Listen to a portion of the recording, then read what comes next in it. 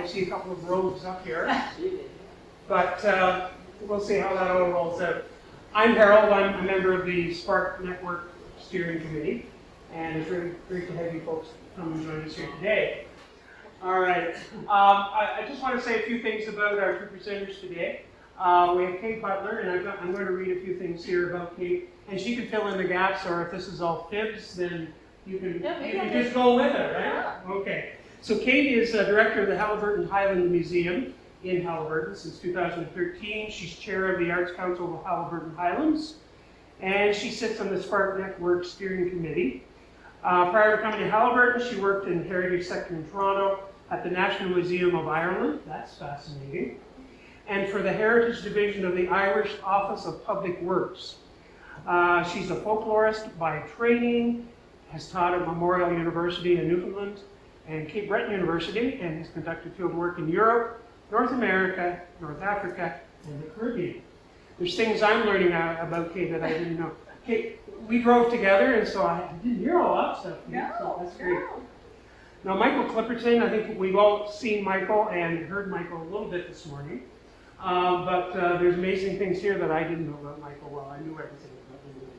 Michael's a director, a playwright, an actor, a singer, a designer, a producer, a teacher, adjudicator, workshop leader, and university lecturer. Did you write this, Michael? Yes, it's all true. And he's humble. Yeah, that's right. Very skilled, no, all puns aside. He's taught workshops throughout Ontario in acting, directing, stage combat, playwriting, and musical theatre. He is a playwright, and he will probably tell you about his stories if you wanted to hear about his plays. He's a member of the SPARC Steering Committee and acts as the outreach coordinator, and he's a member of the Theatre Ontario Talent Bank. So we have Kate, we have Michael. Thank you so much, Harold. So just first off, to mention to everyone, do feel free to, if you need more refreshments, or you want water or anything like that, don't feel like you have to wait until the end. We're not going to judge. So you can do that at any time. And basically what we want to do today is set the scene for you, a little bit of context to begin with, about where we come from, what our community's like, and what we do, and then something about a really cool project that we've been working on for a couple of years, and then to think a little bit about where you could perhaps adapt some things that we've done to make it work in your community. So. And we also might say that if you have a burning question that you want to ask, or if you help ask during the presentation, please don't hesitate. Yes. Or write it down and say that we will have 20 minutes or so at the end of the session for sharing ideas. But if you want to ask her, go for it. We're very flexible that way. And with regards to big ideas, one of the big ideas that resonates with me in relation to SPARC and to World Rogues is turning ideas into reality. And I think that's probably what will become readily apparent when we talk about what we've been doing. Yeah, it's definitely the theme that fit best.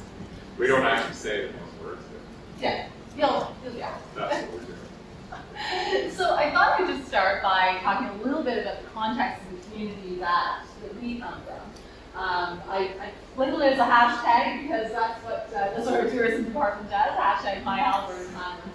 I know some of you have been to visit with us in Haliburton. How many of you have been in Haliburton? Couple, few. Okay.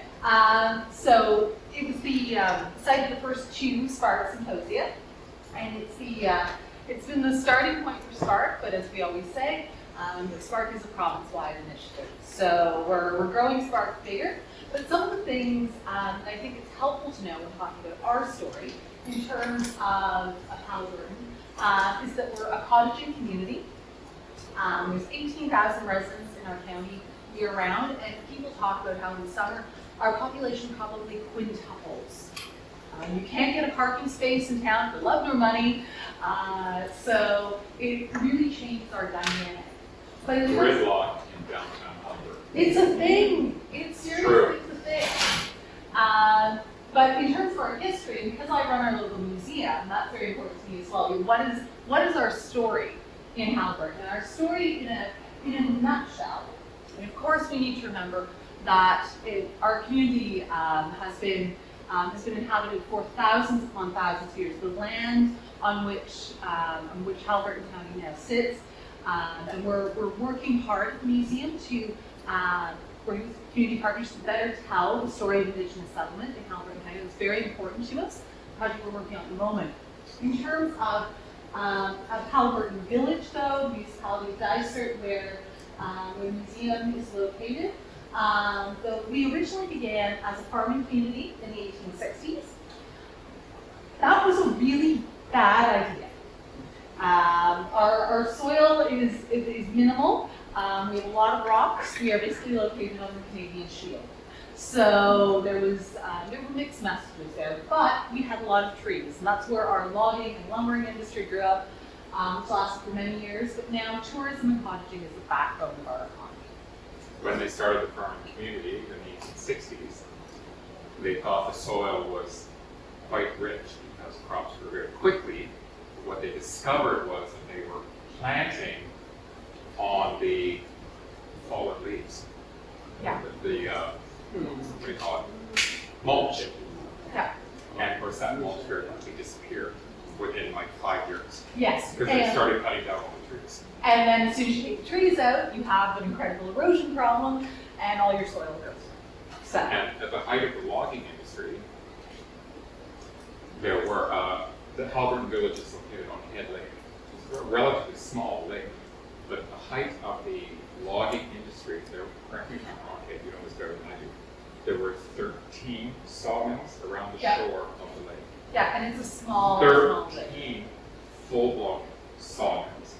Yeah. You can imagine the noise and the dust. Yeah, and the smell. And the smell Yeah. of those cut logs would be fantastic. But it was a huge industry, and they're all gone. There's nothing left. You cannot find a ruin of any of those buildings now. Yeah. They're gone. So when you look at old pictures, really walking tours of Haliburton Village as well. So trying to connect past and present for people is really it's an exciting challenge, because sometimes you show old photos and people, I can't get my head around it. You pick up the landmarks and the landscape. So our community's changed a lot, but I think there's an industrious spirit, a creative spirit in Haliburton that's stayed with us all this time. And I suppose that's a nice segue to my next slide. Hey, there we go.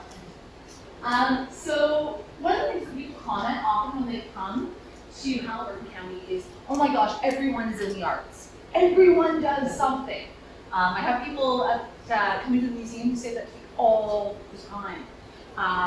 And in some ways it seems to be true that we're a community of professional artists, we're also a community of dabblers, we have an amazing performing arts scene, but also visual arts. A lot of people when they think about the county, I think they think of visual arts quite often first and foremost. They think of studio tours, they think of painting and pottery and all those more. Yes, amazing sculpture garden, which Jim Blake is the curator of. But we have the Great Arts Council. I'll wave its flag as chair. And as I mentioned, we're the original home of SPARC as well. So we're very lucky. We have a School of Art and Design right in our little village that has a population of a couple of thousand people. It's a branch of Fleming College. So we really have a rich art scene strong. So, And if I may interject, of course. I attended the first SPARC Symposium in 2014 as a delegate, and I had just retired from my teaching career. And I attended the symposium and was so impressed with the community and what was happening with SPARC that within 6 months I was living in Haliburton. Yeah. He never looked back. I was living in Barrie, I sold my condo in Barrie, and I had a cottage at Bancroft, which is not far from Haliburton. I've had a cottage for 20 years, so I sorted through the area, sold my condo and my cottage, and bought a house in Haliburton. And it's a work in progress. It's coming along. So, But I found my peeps. yeah. And so, Mikey, do you want to talk a little bit about our performing arts Sure. scene in broad strokes?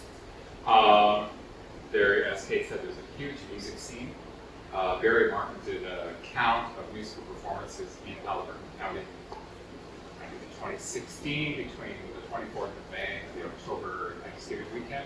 And there's something like 600 and something musical performances in the county in that time period, in all sorts of venues and in all kinds of genres. That's music alone. There is some dance. Dance is not particularly prominent at the moment. There is one dance studio that teaches little kids, I think. And we had a strong relationship with Desk Dances program, but Yes. for various sundry reasons, no one's fault at all.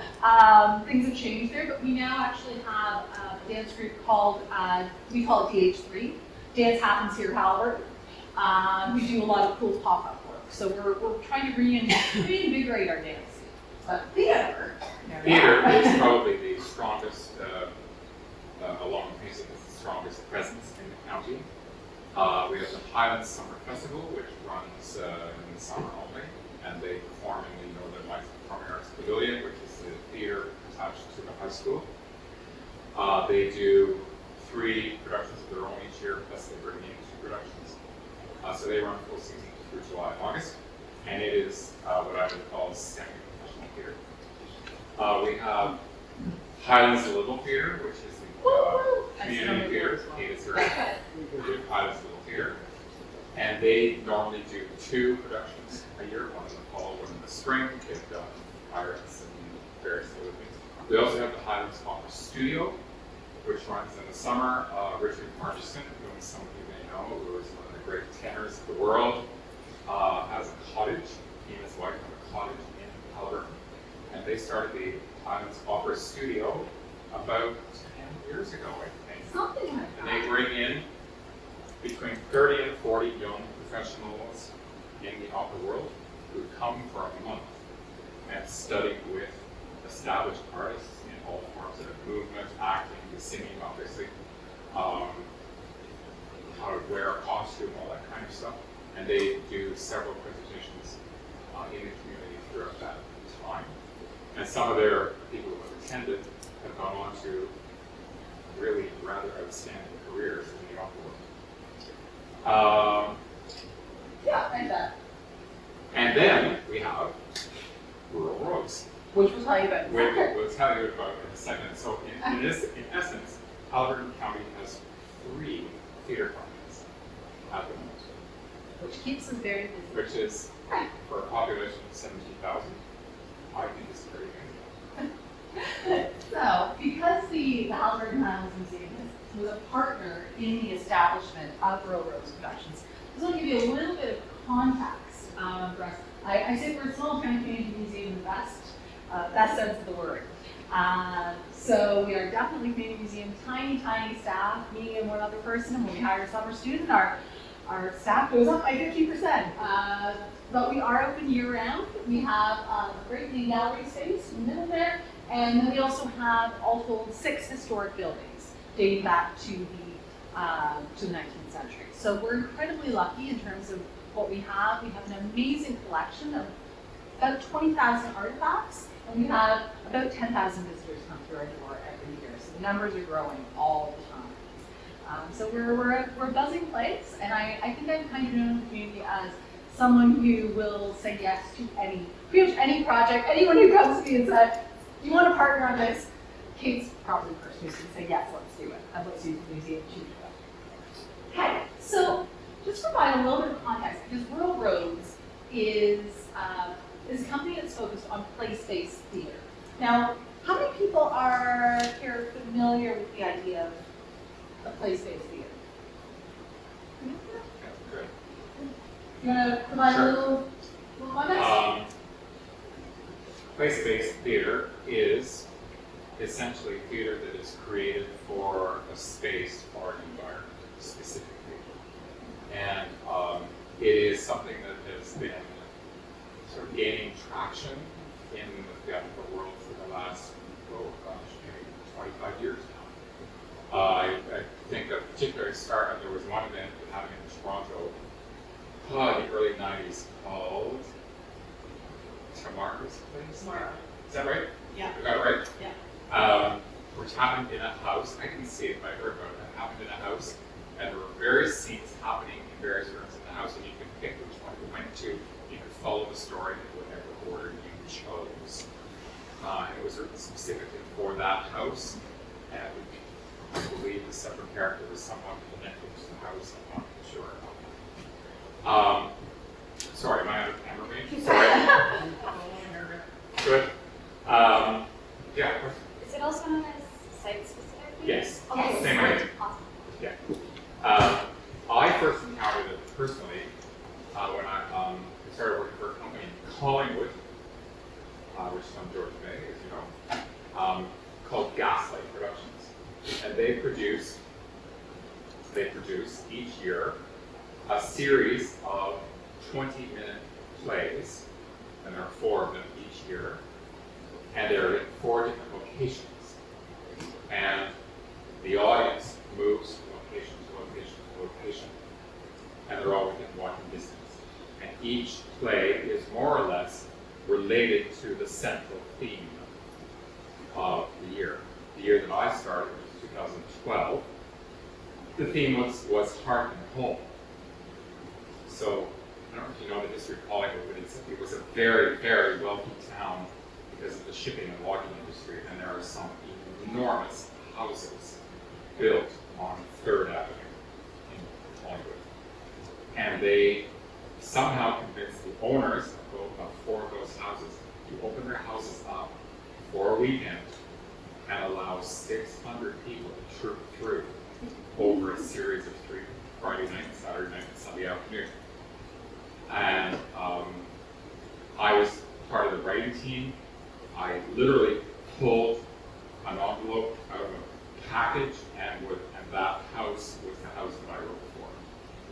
And the local historian, local museum director had done all kinds of research into the particular houses, and I got this amazing antebellum style mansion with the white pillars out the front, Scarlet O'Hara staircase inside, and my subject matter was a woman who had, the house was owned by the town doctor, and this was, my focus was when I was children, a daughter, who had polio when she was 5 or 6 and never walked again. She was a very big artist, and the family still owns the house, and her paintings are hanging in the house. They're worth millions, no doubt.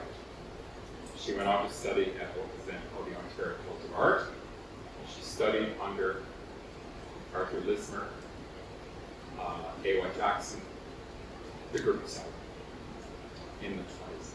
She learned to drive, but she had a very active life. Anyway, my focus was her. Her name was Mary McKay, and I wrote a 20-minute play called 8 short plays about Mary McKay. And it's about her life, much of it fictionalized. I wrote a scene in which she fell in love and had a lover, and during the war, and her still living nephew came up to me after he had seen the show, and he said, I had no idea that Aunt Mary had a lover. I said, it's fiction. Oh, but she had, you said she had this. It should.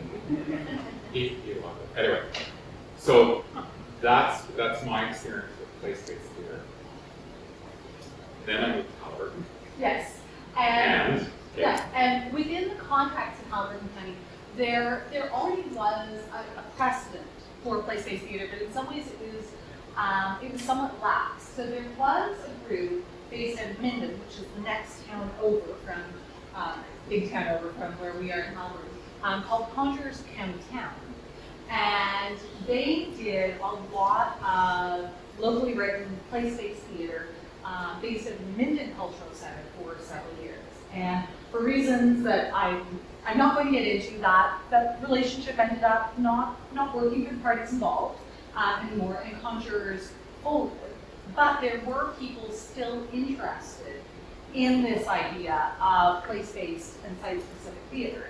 And then when suddenly Mr. Clipperton arrives and sparked us all, as it says here, Conjurers did a presentation at the 24th Symposium in the museum. Yes. Which, and I attended this symposium. And I was very intrigued with what Faye and Michael had to say about their experiences, because it had been very similar to mine in many ways. So after I moved to Haliburton, I sought out Faye, and we had lunch one day in Molly's Cafe, Molly's Bistro in Minden. We started talking about this idea, and it blossomed. It grew into a weed and got bigger and bigger and bigger. From that very first lunch that we had 2 years ago right now. We sat at an outdoor table and talked for about 3 hours about what was possible.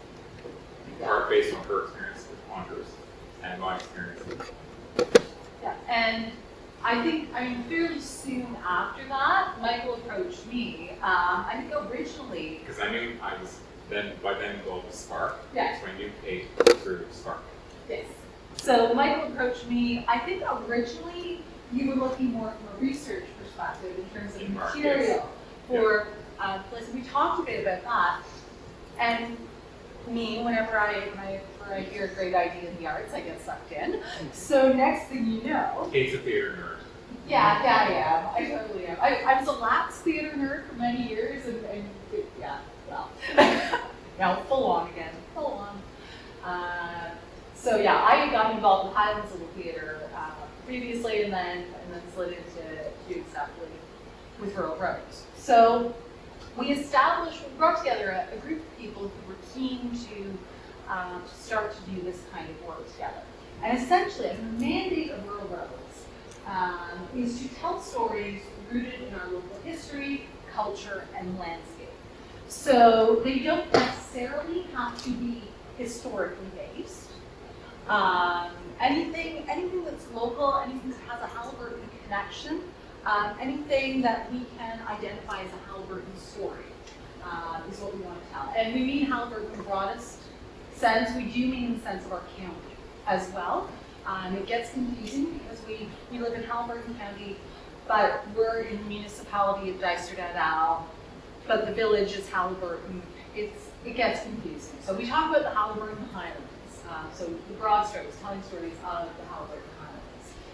And the other part that I think is really important in terms of what the group we got together wanted to do is the idea of cultivating local talent and building capacity in a small community.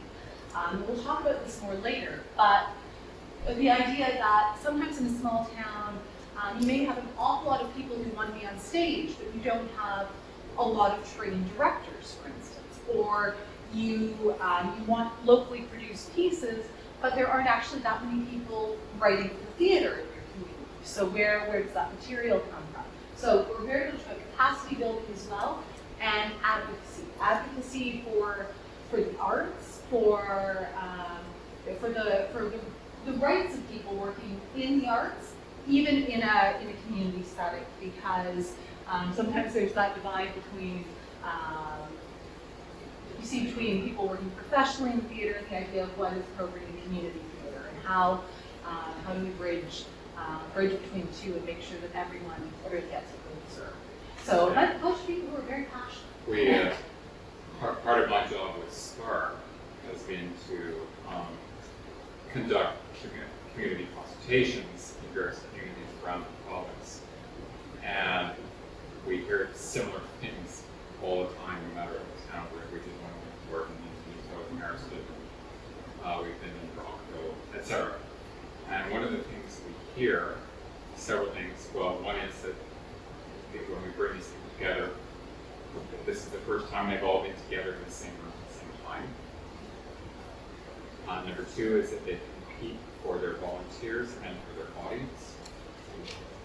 And number three is that they are expected as artists, and many of them are consider themselves professional. They have all that training and all that experience, and they are expected to sing for free.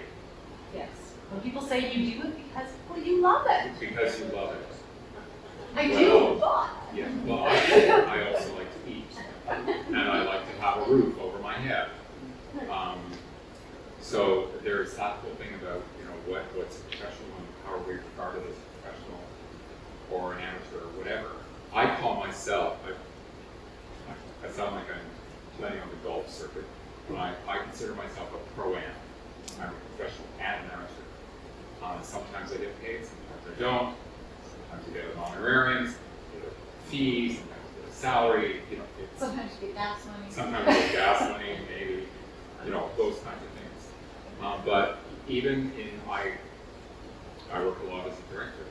When I talk to boards of directors who run these theater companies, like I've just been hired by a company to direct a show in the fall, and I said to them, has your board reconsidered the remuneration that you provide to directors and music directors, choreographers, and stage managers, etc.? Nope. $500. Take it or leave it. That doesn't even cover my gas. It does not cover my gas to get to rehearsals back. I've said to myself, this is the last time I've said that before. But you know, it is a big issue. Like, we don't do it for free. Some of us have a great deal of training and a great deal of experience. I've been doing this for 35 years. Don't tell me that I'm not worthy of some kind of remuneration. Anyway, Yeah. that's my rant for today. So, one can I talk about the logo? Sure. This is our logo. And apologies because I couldn't pull this is not quite the right one. This is one version back. This is the one is it? where it only had one eyebrow. Oh yeah, right. Sorry, there's picture right on your eyebrow here. Yes, I couldn't right. find that file. That's right.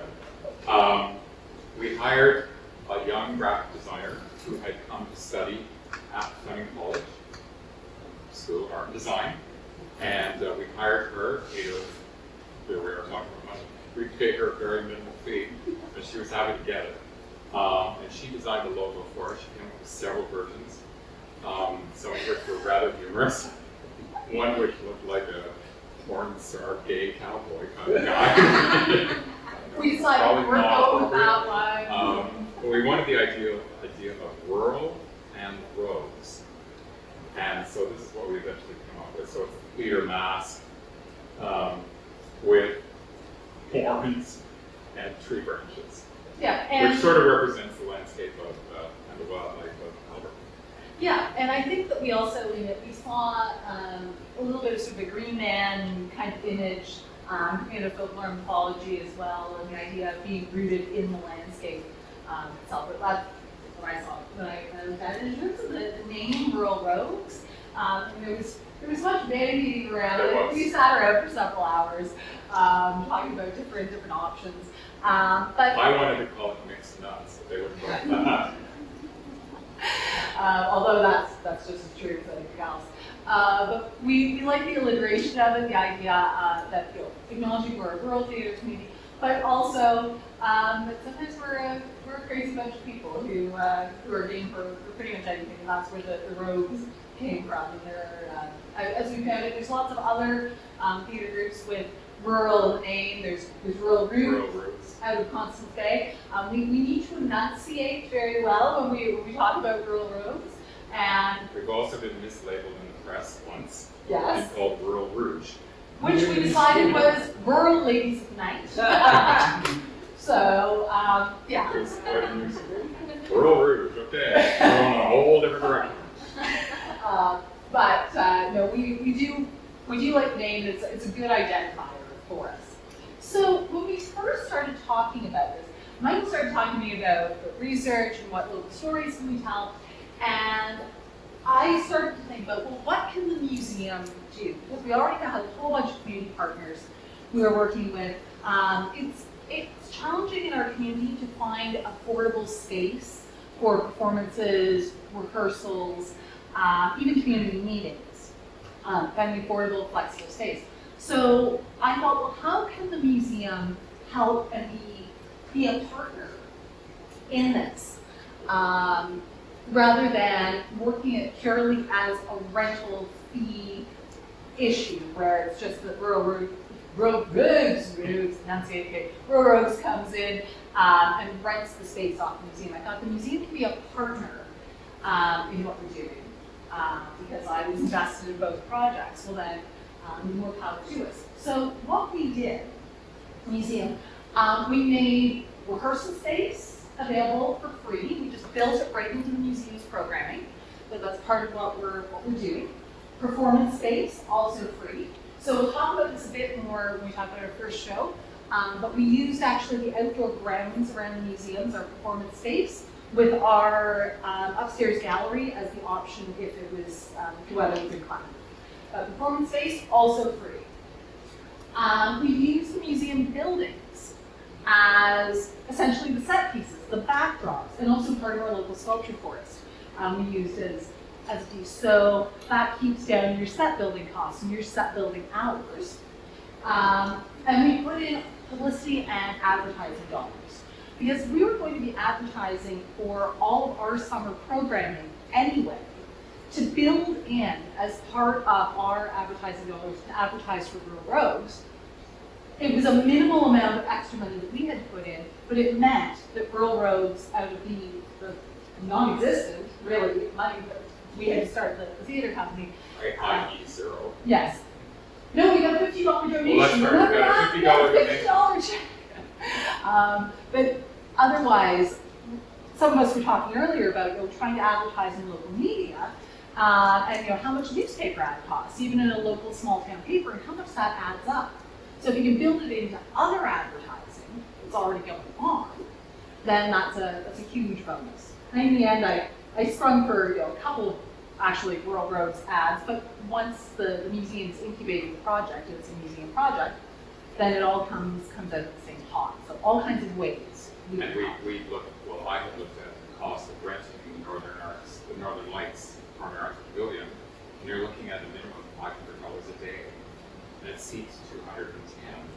And we knew we wouldn't have that size audience, nor did we have $500 a day to put towards the rental. And if you're to go beyond 8 hours, then you're going.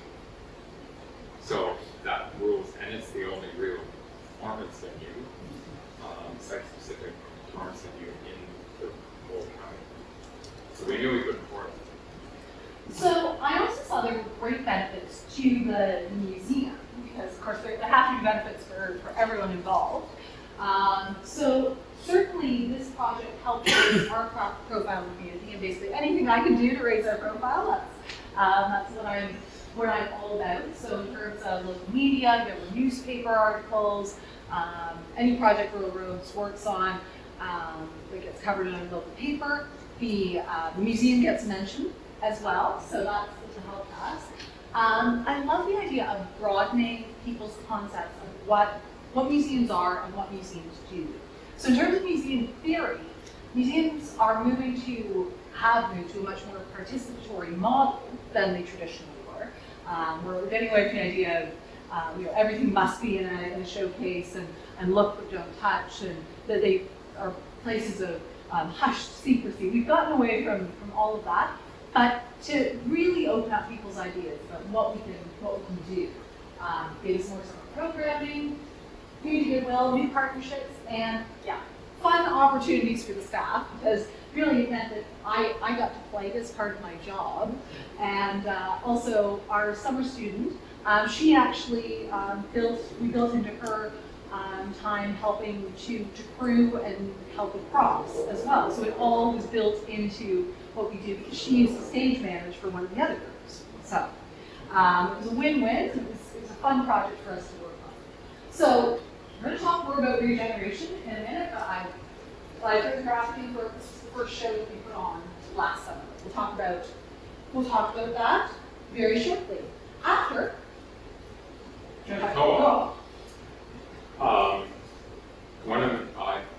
before, in a previous life, I worked in the Harold didn't even call you. I worked in the insurance industry for 12 years before I became a teacher and a theater nerd. My family owns an insurance company, so I worked there for 12 years and it was fine, but eventually Other things called. You can't get up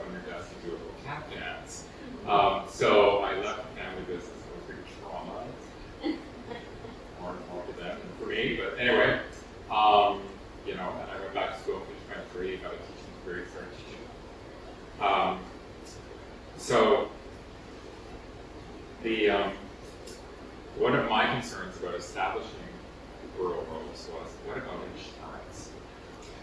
Not that, I'm not a liability Larry, the guy, but it's always a concern, particularly if you're performing on public grounds and public space. What if somebody trips and falls and breaks a hip?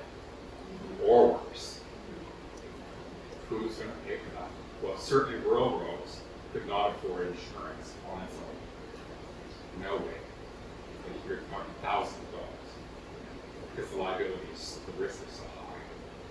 So I didn't know about the community co-op until you or Jenny, somebody informed me about the community co-op, and I pricked up my ears because if we joined the community co-op, and we have to join as individuals, not as an organization, it costs $5 a year. The co-op provides insurance and financial services. So we said, okay, we're on board, we're paying $5 each to belong. And the co-op takes 8% of our gross ticket sales, and that's their fee. And the co-op is an umbrella organization that has about 20 other organizations functioning under its umbrella. Many of them arts-based, but not all of them. Yeah, Highlands of the Theatre. Highlands of the Theatre is one of them. Folk Society. Folk Society, I'm not sure who else. There's about 20. What's their fee again? The fee that they charge? We have to join as individuals. Okay. It's $5 per person. But then they take 8% of 8%? 8% of our gross ticket sales. Okay. And we also have to pay HST. That's part of the deal. So we have to build in a charge for HST into our tickets. Boy, that was a math. Get 6 artists around the table and try to all solve a math problem. It ain't happening. That's why we needed the co-op. But we settled on a $20 ticket fee, and the actual price was $17.37, and then the rest is HST, or whatever. So it's an excellent partnership for us. Yeah. We've attended one meeting of the co-op. They meet fairly regularly. We've gone once to present our case. They accepted us immediately, and we have to pay that. I think we have to pay that $5 every year. Yep. But that's it. And we get so much in return. You say $5 per person, so is that $10, or does that, if you have 12 people involved in your production, 5 times 12? As we understand it, It's the committee. the members of the committee have to join the co-op. So there are 6 of us. Okay. So we pay $30. Yeah. So the individuals, say, performing, do not have to pay $5. No. Okay, it's for the board. It's So it covers your committee. we're not a board. You're not Because okay. we're not incorporated. We're not a registered charity. We are a committee. And do you know if somebody was a board that they could be part of that community? I believe that because the co-op has a board, and then anything that comes under the co-op is technically a project of the co-op. Okay. You get to have a committee that steers it, but you can't have a board in your own Okay. right. You can Okay. you can have a group that does essentially what a board would do, but because the co-op has a board, you can't have a board. Which is mostly for people that's not registered. Right. Or a group that are not, okay. Right. Yeah. And So the other, sorry, go ahead. Yeah, it's very similar like in municipality, like we have our theater, we have a theater committee, so as long as you're a Canadian council, Yep. or somebody doing volunteer work at an event on town-owned land, we have a big rider for $3,500 that covers that thing. Yeah. Right. So that's kind of what you're Right. looking at. yeah. The only thing that, the only drawback as I see it is we cannot issue a tax receipt for a donation. If we want to receive donation, it has to be in kind. That's okay. Like for our show last year, we had the hardware store donated bug spray. Yeah. So, Community goodwill. what, we needed it, but a cash donation, we cannot issue a receipt. You'll take the money though, right? Oh, yeah. And Yeah, Okay. no question. not every community has co-op like we have in Haliburton County, but I mean, this is just to encourage you to think a little bit outside the box. One of the things that I found appealing about putting rural roads under the umbrella of the co-op as well meant that in terms of finances, I didn't have to filter all of rural roads finances through the museum as well. That made it easier from my end, and that I could support it as the museum in other ways, knowing that the co-op can handle the financial end of it. So that was appealing to me as well. Yeah. So let's talk about our first show. All right. Dun, dun, dun, dun, dun, dun. Carry on this play, right? Well, going back to the time that I was doing place-based theater in Collingwood, in 2014, they always choose a theme every year, as I said, and the theme in 2014 was the Great War. It's the 100th anniversary of the start of the Great War. And I had this idea that we, Gaslight, should have written 4 plays that followed a family through the development of Collingwood over a period of time that probably culminated with the Great War. They didn't go for that idea. Fine, whatever. I moved to Haliburton. So this idea had been mulling over in my head for 3 or 4 years, and I have a very personal connection to the Great War. My grandfather was killed in World War I. He was buried in France. I also have a great uncle buried in France. So, and many families have those kinds of connections. So I thought about it more and more and more. And in conjunction with Canada 150 last year, sometime in the middle of the night one night, it came to me that we could follow the history of the development of Haliburton and Dysart, because Dysart et al., the township, was incorporated in 1867, predates Canadian Confederation by 6 months. Woohoo! January 1867. What about following the development of Haliburton and Canada through the eyes of a multi-generational family over 150 years?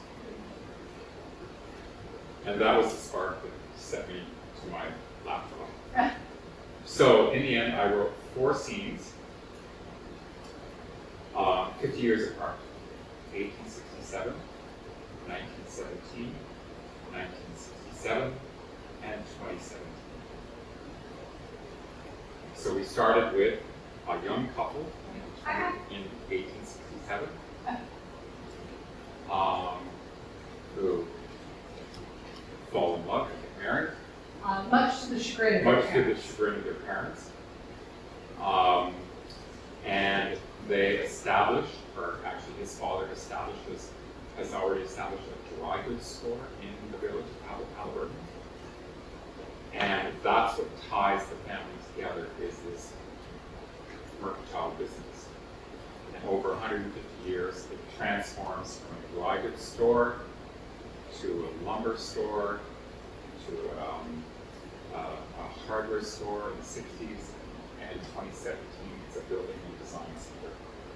Still owned by the same family. So, and we see it develop in the family, go through many challenges, through descendants of the original company.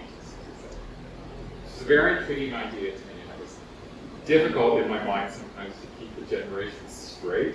And we made a family tree. I actually had to create a family tree on paper to make sure my references like grandfather and niece and cousin were all correct. But I finally got it right. Well, to get it right. Anyway, so that was the basis. That was the play that eventually came out of Rural Roads, or out of my idea from Collingwood. So we did a couple of readings. Yeah. I took one scene to a play reading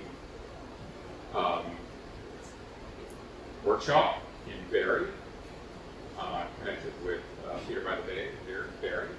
Had it read and got comments, and we read it at Rural Roads, and got comments back, and etc. We workshopped it several times.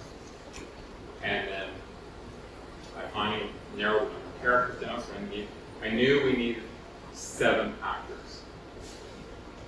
7. And they would appear in all 4 scenes as different characters in different time periods.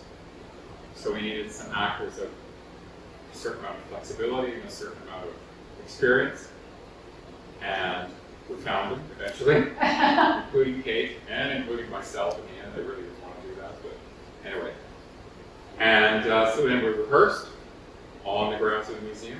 But we decided that we would perform on the grounds of the museum, free of charge, and we would use 4 different locations on the grounds, one for each scene, and the audience would move from one location to the next. So in our advertising, in our promotion, we included the tagline, BYOS, bring your own seat. So everybody had to bring a chair and, pick up your chair and walk to the next location. And the way that we organized it so that people knew how and when they were supposed to move from place to place. We had a couple of people who we referred to as shepherds or herders, but we also had some talented local musicians played while moving around from place to place. So we had A fiddle, 2 fiddles, and a guitar. And a guitar, yeah. So, and they would play pieces that were appropriate for each era to transition you from one era to the next. And we weren't asking people to move terribly large distances, but you've heard of herding cats. Moving an audience from point A to point B is rather like herding cats. So even the 600 meters would sometimes took a while. And it also became apparent that most of our audience was at a certain age. Yes. And perhaps the knees and the hips are not working as they used to, including my oldest brother. I'm a hobbled along. But, we managed to get everybody there. But it was a bit of a challenge. Something that we hadn't really taken into account was the age of the audience. Yes, which is generally demographic in Haliburton. Yeah, 50 plus. Young! Very young. Very young. And then, in the case of each one of the scenes, so each scene is about between 20 minutes and half an hour. So 1867, 1917, 1967, 2017. Each scene had a quote-unquote, an actor playing a celebrity who would set the stage for what had happened in the intervening 50 years, because you were only visiting with this family once every 50 years. So a little bit of what had happened with the family, but also what had happened in the wider world over those 50 years, and the changes of both Haliburton and the world at sea. Sorry, go ahead. So in 1867, everyone was greeted by Queen Victoria. In 1917, everyone was greeted by Mary Pickford, a very different sort of lady. In 1967, everyone was greeted by Olympian Nancy Green. And in 2017, everyone was greeted by Katie Lang, played by me. Oh.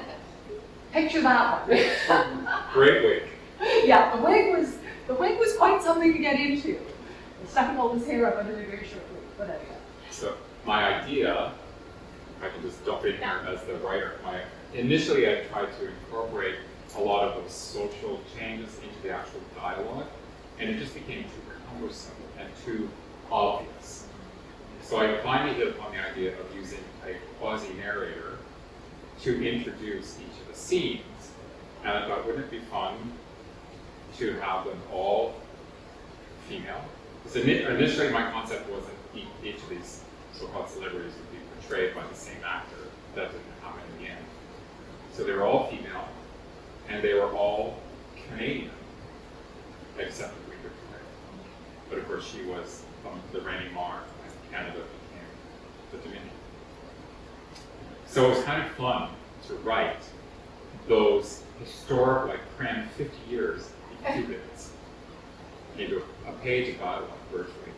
And several people came in the audience coming to me afterwards and said the most interesting part for them was hearing that social history condensed into so few words. Queen Victoria talking about,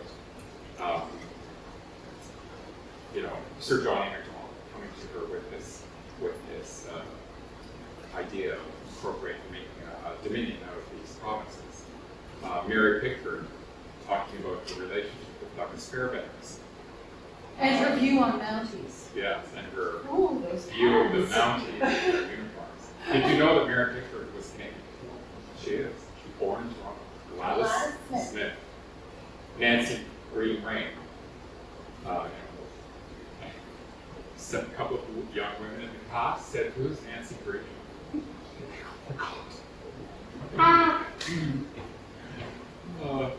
Anyway, and they talked about all kinds of things: science, technology, politics, economics, the wars, the depression, all those kinds of things were incorporated into those very brief monologues. And then ending up with Katie Lang, we talked about the huge changes in the much wider world, like China becoming an economic power, the development of new words in the lexicon, like LGBTQ, the sandwich generation, all those kinds of things that people in the audience going, yeah. Anyway, it was fun to write. Yeah, and in terms of the development of the play over 150 years, playing the different characters, I think my attest this as well.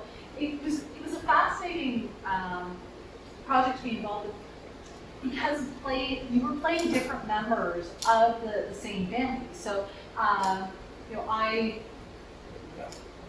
playing someone in 1867 and then essentially playing my own daughter in 1917, and then my own great-granddaughter in 1967, and just thinking back at whether you're playing a 16-year-old who's thinking about running off to San Francisco in 1967 and joining the commune and trying to convince her parents that that's a good idea and she doesn't want to wear a bra. So just putting yourself in that mindset of the different generations was a really exciting thing to be involved with. I picked as playwright, I selected a central theme for each of the 4 scenes. The first one being the establishment of this family with Robert and Sarah, and the establishment of the business. In 1917, the theme was the war and the women's suffrage movement. In 1967, it was the beginnings of the female women's liberation, as it was called at the time, and the Vietnam War, because I developed an American connection to the family. So Which was true to half of the family. Which was very true, because there were a lot of draft dodgers who came to Haliburton County during the war. And then in 2017, the entire social revolution that we're experiencing as we speak, mainly through social media, and also how to keep the business going.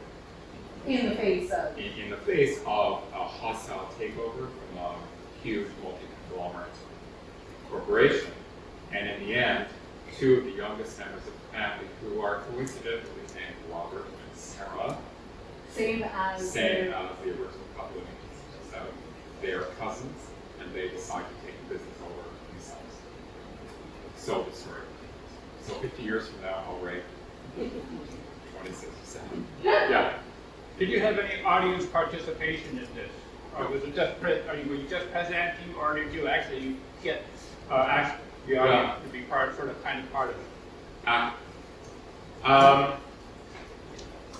Yes and no. When we because it was all outside.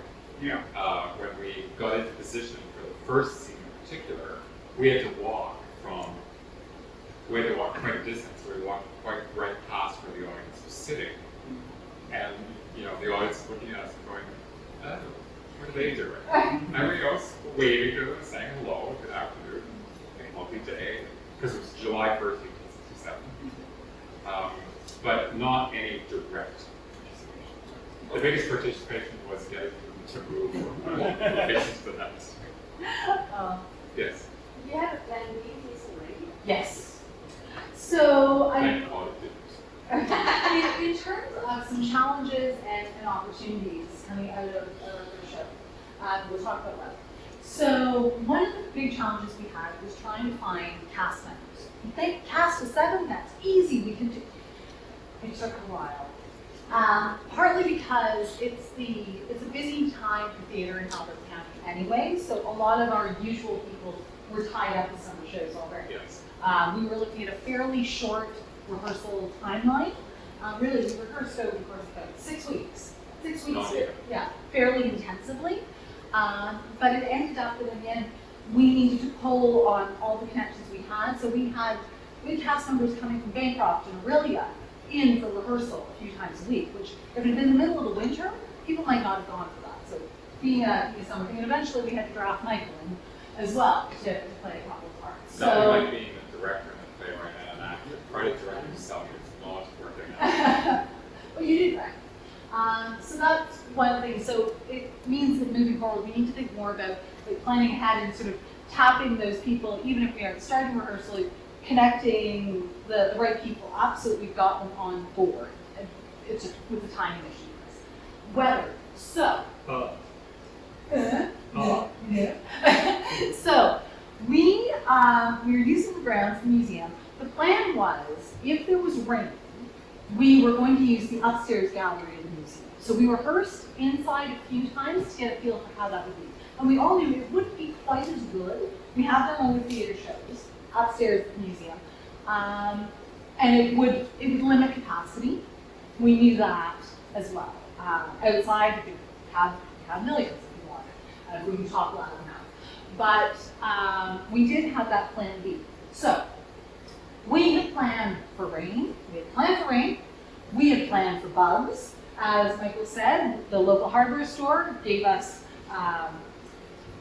bug repellent that we could spread around the crowd and we'd use. Does everyone remember what last summer was like, generally in terms of the weather? Awful. We had the most beautiful summer day we've ever seen. It was a day like yesterday. All day longer. Oh, yeah. So our matinee performance, we thought people were actually going to collapse with heat stroke. So we had to go and buy extra water. And the great plan that we had, so in particular in front of Reed House, which is one of our historic buildings, we were planning on playing to the audience like this. Everyone set up their lawn chairs, and everyone is over here in the shade. So we, all of us on the fly, changed our blocking, and Michael, who wasn't in that scene, he's sitting down at the back, and I'm trying to think, guys, I'm like, is this okay? Are you all right with What do you do? So we changed the whole thing. And the one that was most amusing to me, scene, was the one that we did in front of the sculpture forest, one of the installations of the sculpture forest, which had no shade whatsoever except the trees right along the perimeter of the wall. So we're set up and we're playing out here, and all of the audience is over here, huddled, and literally they ran for the shade. Yeah. It was very funny to watch. Yeah, it's not what we were expecting, but it all worked out in the end. We planned for every contingency except beautiful weather. So we talked a little bit about moving the audience effectively, and just that we didn't take into account the general age of our audience. But one other thing just to mention, because I got caught up in the thing with, when you're doing a traveling show that's outdoors, how do you handle those quick costume changes? And wigs. We also had wigs. We had set up spots in some of the historic buildings at the museum, running around place to place. At one point, we had Michael's car that a bunch of us piled into Michael's car, and Michael drove through the park, and there were 3 women getting changed to the back of his car. You do what you have to do because it's the theater, but I don't know there's a way to solve it. Well, and one of the reasons we had the musicians was so that they would keep going occupied while these national changes were. Yeah. And also in the heat, one of our actors who played Queen Victoria, and then immediately after that played one of the mothers, had 2 full costumes on. She didn't have time to get out of one into another. And in this incredible heat, she had 2 full-length skirts on, 2 blouses, 2 shawls, 2 oh man. And another audience member, her shoes self-destructed during the performance. Big wedge heels on them, and the soles just started falling off. So she's trying to go up the stairs to go and get something out of one of the buildings that's actually part of the scene, and you can just hear her shoes going slop, slop, slop, slop. We threw those out after. Yeah. How did you find an affordable way to get all those historical costumes? We actually, Highlands Theater, which I'm also involved with, has a great collection of costumes, but also someone else who's involved with the show, who's one of our actors, is your official title? She is the wardrobe mistress. I'm not sure what her title is, for Miracles Arts Theater in Aurelia. Yeah. And they have a massive collection of costumes from every time period. Yeah. So we pulled all the friends in and used all the And some of the costumes, like what I wore in 2017, came from my old closet. And basically we all did that, with a few changes back and forth.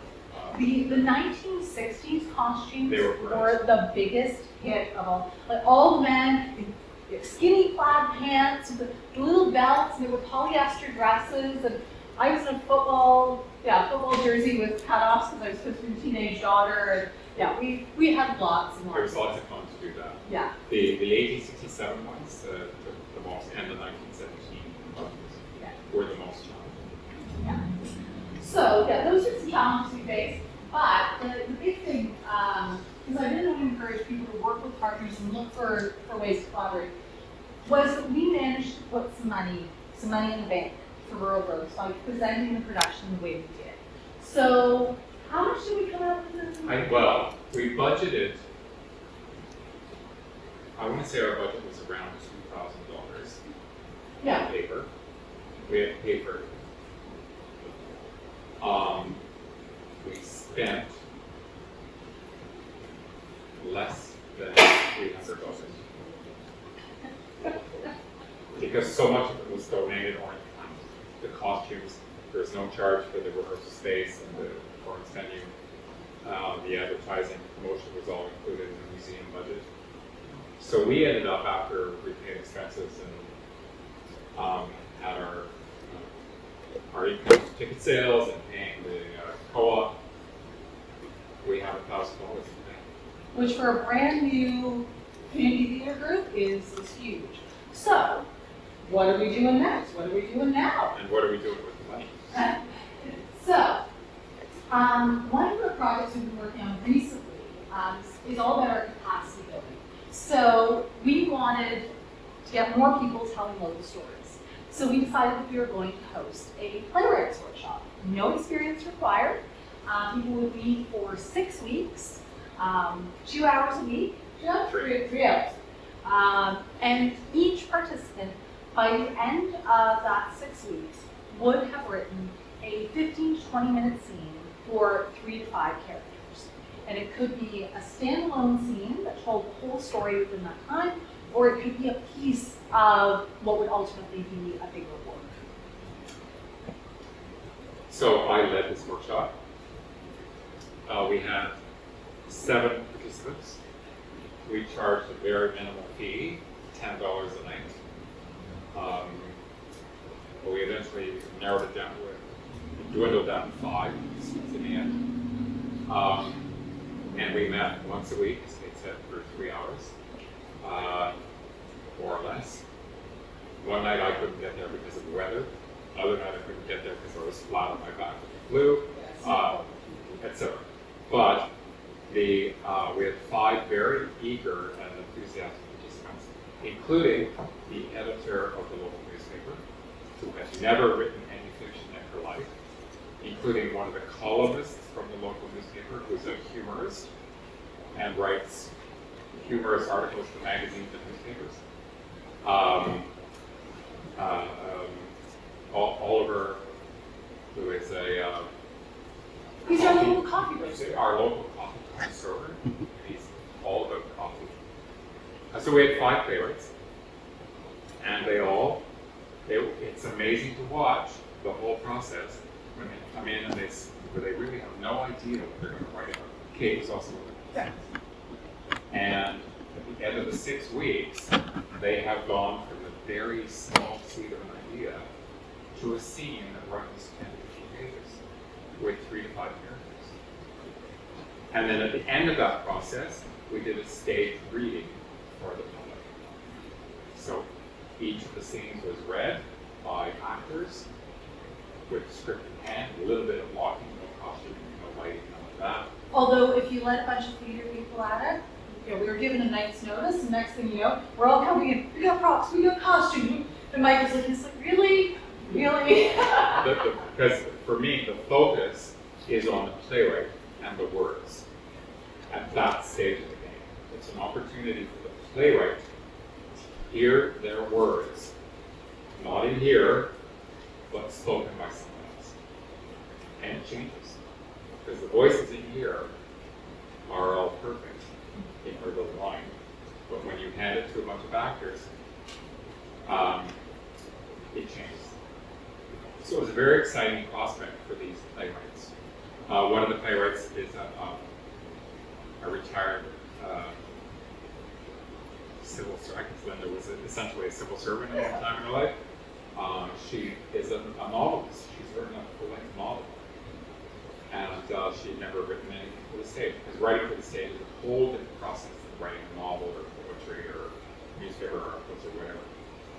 So we have 5 playwrights and 5 scenes. They've been read publicly. Now what do we do with them?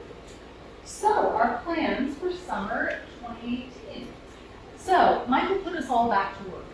So, we're all editing our pieces and getting ready to actually have them fully mounted, full production of each one of these scenes come this summer. So, we're performing August 10th and 12th at the museum again. His museum can still be a partner in this in terms of telling local stories. And we're going to use the museum grounds again. So everyone's working away on that. Michael's given us our deadlines. So we need to pull the cast together a little earlier this year. So we know we have people on board. So that's our big project for this summer. But we also had so many people who were interested in Playwrights Workshop who couldn't make it first time around, because we also have a lot of snowbirds in our community. So we're going to offer our Beginners Playwrights Workshop again, and we're also going to offer Playwrights 2.0. So to give people who did the first course the chance to build on some of those skills, because you can only pick up so much in 6 weeks. The other thing we're looking at in terms of capacity building is a director's workshop, because that's the biggest need in our theater community at the moment. You know what Chris was saying earlier about where you're one of those people where when people see you, they cross to the other side of the street because you're going to make them sign up for something. I don't know how many projects I have dragged Michael into. I dragged him all the way to the Eastern Ontario Drama League's one-act play festival. So he said, Michael, I need a director, please. And he's allowed to. I see Kate in It's mutual, Michael. It's mutual. So that's one of the particular needs we've identified, is to build capacity in terms of directors. So we do want to offer a director's workshop. We proposed one, and the timing just didn't work for people who were interested. So we're rescheduling because we know the interest was there. It was a scheduling issue. So that's the plan. A plan for y'all. So, in addition to those very specific plans, we have talked about various other projects, none of which are, they're still at the idea stage, they're not at the reality stage. I don't think I'll talk about those because I don't want to jinx them in anyway. But just in conclusion, I guess, we have 3 minutes, is that? Yeah, because we still need some time to Yeah. questions and debrief. When I look back to my very first meeting with Faye 2 years ago, and I think of the journey that we've been on from then until now, it's a bit amazing to me that we have accomplished so much in 2 years. And as our friend Tammy Ray says, who's 6 and so on, who's part of SPARC, you'll meet her later today. She said, you know, you put an idea out there in Haliburton County and it happens like that. And it's done. And I had never really thought about it like that, but it's true. And I'm sure it's true for many of your communities as well. You put the idea out there and suddenly people say, oh, I can get on board. I can do that. Sure. What do you want me to do?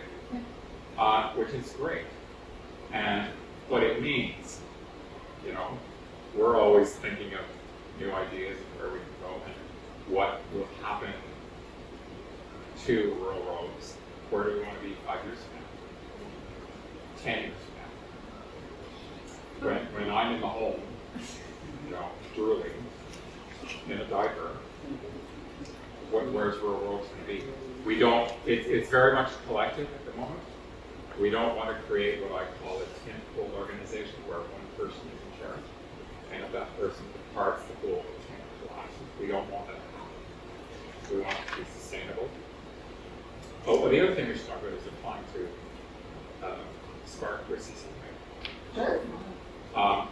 You may have heard about the CCI community collaborative initiatives that SPARC is offering for community projects. Rural Roads going to apply for one of those for our summer project. You can find out more about that from Rebecca and on the website. We should also talk about Stanhope. Yes. Very, very briefly. We have 30 seconds. We have a new partnership.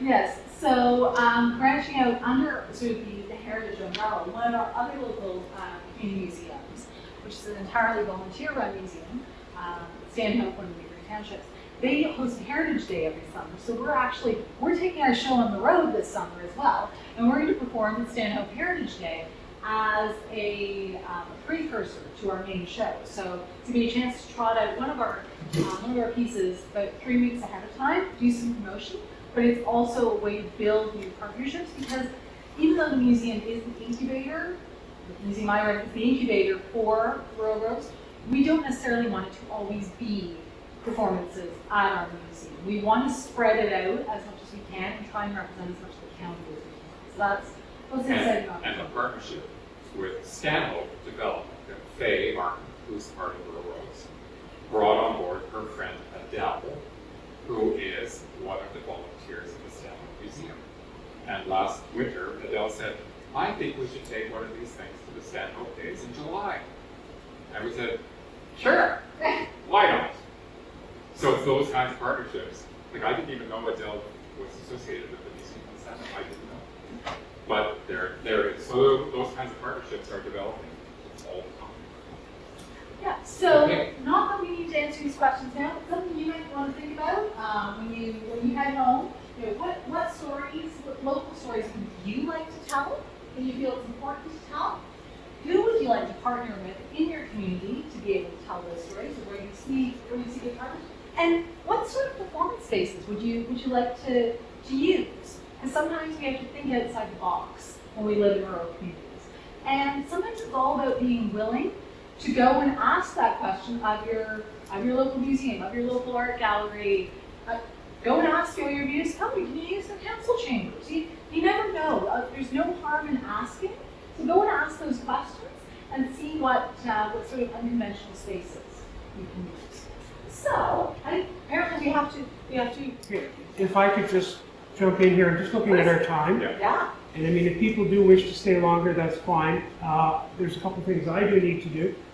I'm sure if there's more questions, people can chat with you once we break. But before we do that, first of all, thank you very much, Kate and Michael, for doing this. We appreciate this today.